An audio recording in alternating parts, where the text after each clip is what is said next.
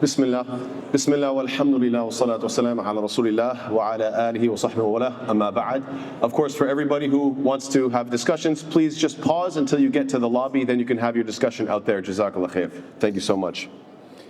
So alhamdulillah, we've reached this month of Ramadan, the month of the Quran. Allah Ta'ala tells us why He sent us this Quran. One of the reasons, Allah Ta'ala says, وَأَنزَلْنَا إِلَيْكَ الذِّكْرَ لِتُبَيِّنَ لِلنَّاسِ مَا نُزِّلَ إِلَيْهِمْ وَلَعَلَّهُمْ يَتَفَكَّرُونَ. Allah tells us, and we have revealed to you the message that you may make clear to the people what was sent down to them, and that they might give reflection. Tafakkur. So, we want to be people who don't just go through the Quran. Every year, we want to be thinking deeply about this Quran. Good. One of the clearest indications that Allah Ta'ala is prompting us to reflect is that throughout the Quran, He asks us questions. I'm not talking about questions that come up between, let's say, Musa alayhi salam and Fir'aun, or Ibrahim alayhi salam and his father. Yes, there are many questions in the Quran. I'm specifically talking about the questions from Allah subhanahu wa ta'ala to humanity. When Allah Ta'ala asks us a question, what is the purpose of a question? It's a request for information. It's forcing you to think. It's forcing you to consider and actually come up with an answer. It is one of the clearest indications that your mind is supposed to be focused. So, every juz that we go through, inshallah ta'ala, hopefully we will this year go through one question from Allah subhanahu wa ta'ala each time. And the objective is that each person comes up with an actual answer. Not out loud. I don't want anybody calling out. I want you to think within yourselves. What is the question for tonight? The Shaykh just read it a few seconds ago. Allah Ta'ala says, بَعْدَ الرَّجِيمِ أَتَأْمُرُونَ النَّاسَ بِالْبِرِّ وَتَنْسَوْنَ أَنفُسَكُمْ وَأَنْتُمْ تَتْلُونَ الْكِتَابَ أَفَلَا تَعْقِلُونَ. A very important question that requires an answer. Do you command people to righteousness and forget about it yourself while you are reciting the book? You know better. أَفَلَا تَعْقِلُونَ. Don't you use your aql, don't you use your intellect? Aren't you thinking? Doing evil is bad, but maybe you're ignorant. Doing evil knowingly, it's worse. But at least, perhaps you're shy enough to stay quiet. Or at least don't say anything. Doing evil, and you know what you're doing is wrong, while telling other people about it. I do it myself, but I'm telling you, hey, don't do this. Or you should do this, but I don't practice it myself. This is hypocritical. This is hypocrisy. But at least hide your evil deeds out of shame. Right? But subhanAllah, doing evil, you know it's wrong. Tatlun al-kitab, you know the book, you know it's haram. You know it's wrong. Meanwhile, you're telling others publicly, don't do this, or do this, whatever it be, whether it be a command or prohibition. Even though your evil itself has been publicized, you do it plainly and openly for the world to see, subhanAllah, this is just mind-boggling. This is perplexing. This is incomprehensible.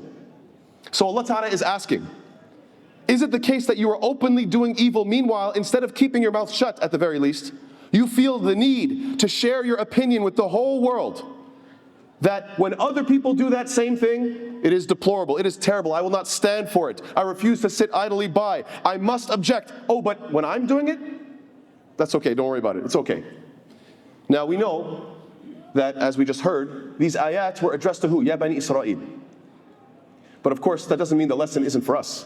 But it primarily, Allah Ta'ala in Baqarah is teaching us what? We just made the dua. غَيْرِ الْمَغْضُوبِ عَلَيْهِمْ. Ya Rab, I don't want to go down the path of those who earned anger. They used to be the people following the Anbiya. They were in a guided status. They were in a high status. And then subhanAllah, look at where they fell to. Baqarah, the whole Baqarah. Throughout it you find what? All of these lessons telling you what made them drop from that status. And what pitfalls must you be careful of, Ya Ummah Muhammad. Oh Ummah Muhammad sallallahu alaihi wasallam, you have to be careful of those same pitfalls. And we know that subhanAllah, from amongst Bani Israel, there are those who are still doing the exact same thing. We hear them on the news. In one breath, saying what? Justifying genocide.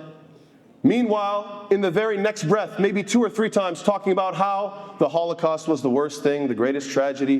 What could be worse than genocide? Wait, what? What did you say? How can you so quickly talk about the evils of genocide and then flip the script and then at the same time justify genocide, while everybody sees and you have the book in your hands. So subhanAllah, unfortunately, many of them are doing the exact same thing. But that's not the point. The point isn't to point the finger at them. That's too easy. At the end of the day, this is the Quran, this is to us. And so let's bring this lesson back to us. Let's see those evils that they are doing and say, Ya Rab, I don't want to go down that road. I don't want to be somebody who is maghdubi alayhim. I don't want the wrath of Allah and the angels and the believers against me. So, you know your own hypocrisy. I know my own hypocrisy. I would love to be able to say that none of us have any nifaq in our hearts, that we have somehow purified ourselves and that we are like the angels. But unfortunately, the fact of the matter is, each and every single one of us can look into ourselves and say, you know what? This is a weakness. I tell others, don't do it, but I do it. I tell others, you should do this, but unfortunately, I don't. You know your own personal hypocrisy. You know it well.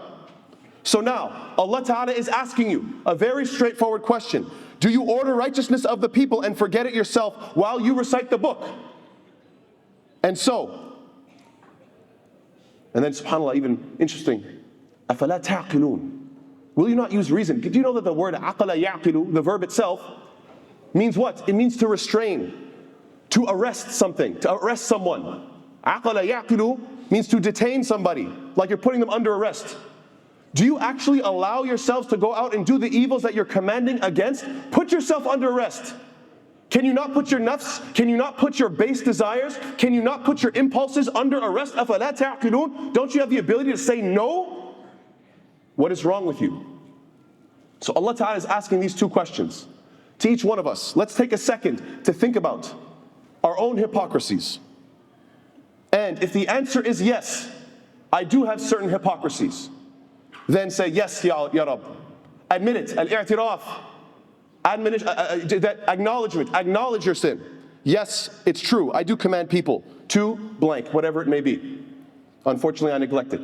And yes, Ya Rab, I do reprimand people for a certain blank, some kind of evil, whatever it is. I do, but I do it myself. Ya Rab, forgive me. I acknowledge my sin. I feel remorse for this evil that I've done. I repent to you, Ya Allah. And I make the intention, the firm resolve, each and every single one of you, make the firm resolve to break this evil habit in this blessed month of Ramadan. And inshallah ta'ala, it could be the case that if you can do this, then bi'idhnillah, this just might be the absolute best way to begin this blessed month. So may Allah Ta'ala make us of those who try to address our own hypocrisy. May Allah Ta'ala make us stronger and closer to this Quran. May Allah Ta'ala allow us to reflect over this Quran. May Allah Ta'ala cleanse our hearts. Ameen ya Rabbil Alameen.